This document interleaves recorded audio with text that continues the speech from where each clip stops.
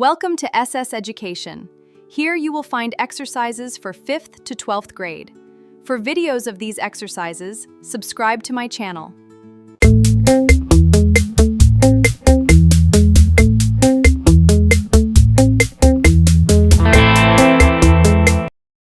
दोन. पृथ्वीचे फिरणे स्वाध्याय. 1. काय करावे बरे? अमितला त्याच्या आजीला घेऊन ऑस्ट्रेलियाला जायचे आहे. आजीचा थंडीचा त्रास होतो, तर त्यांनी ऑस्ट्रेलियाला कोणत्या कालावधीत जावे? उत्तर: ऑस्ट्रेलिया दक्षिण गोलार्धात आहे. दक्षिण गोलार्धात मार्च 22 ते सप्टेंबर 23 या कालावधीत हिवाळा, तर सप्टेंबर 23 ते मार्च 22 या कालावधीत उन्हाळा असते. म्हणून अमितने आजीला ऑस्ट्रेलिया सप्टेंबर 23 ते मार्च 22 दरम्यान न्यावे. 2. जरा डोके चालवा.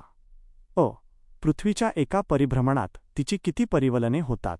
उत्तर: पृथ्वीच्या एका परिभ्रमणात 365 पूर्ण परिवलने अधिक 1/4 परिवलन होते. म्हणजे एका परिभ्रमणात पृथ्वी 365 इतकी परिवलने करते. अरुणाचल प्रदेशातील इटानगर येथे सूर्योदय झाला आहे. पुढील शहरांमध्ये होणाऱ्या सूर्योदयाचा क्रम त्यापुढे लिहा.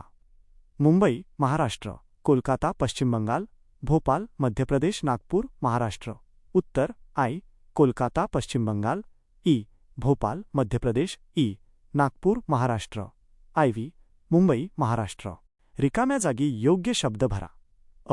पृथ्वीच्या स्वतःभोवतीच्या फिरण्यास जन्सानिदानस म्हणतात. उत्तर: पृथ्वीच्या स्वतःभोवतीच्या फिरण्यास परिवलन म्हणतात.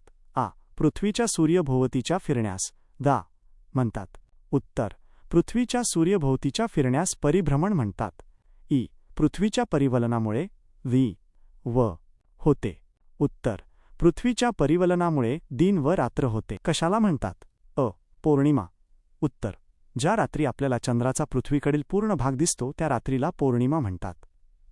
अमावास्या. उत्तर: ज्या रात्री आपल्याला चंद्राचा पृथ्वीकडील भाग अजिबात दिसत नाही त्या रात्रीला अमावास्या म्हणतात.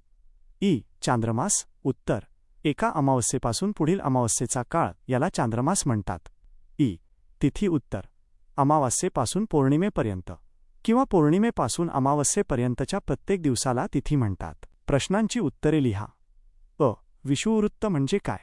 उत्तर व दक्षिण ध्रुव यांच्या मध्यावर पृथ्वीच्या पृष्ठभागावर एक वर्तुळ काढल्यास पृथ्वीचे 2 समान भाग होतात. पृथ्वीवरील या काल्पनिक वर्तुळाला विषुववृत्त असे म्हणतात. विषुववृत्तामुळे निर्माण होणारे पृथ्वीचे 2 भाग कोणते? उत्तर: विषुववृत्तामुळे निर्माण होणारे पृथ्वीचे 2 भाग म्हणजे उत्तर गोलार्ध व दक्षिण गोलार्ध होय.